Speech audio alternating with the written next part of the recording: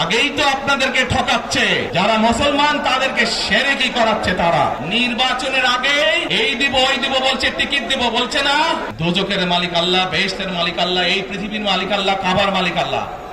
আরে ভাই, যেটার মালিক আল্লাহ সেটা কি অন্য কেউ দেওয়ার ক্ষমতা রাখে? রাখে না। তাহলে কি দাঁড়ালো? নির্বাচনের আগে একটি দল এই দিব ওই দিব বলছে, টিকিট দিব বলছে না।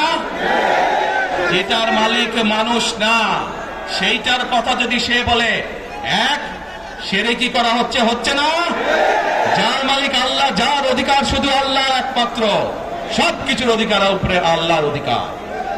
কাজেই আগেই তো আপনাদেরকে ঠকাচ্ছে, নির্বাচনের ফলে তাহলে কেমন ঠকাবে আপনাদেরকে বোঝে নেবা।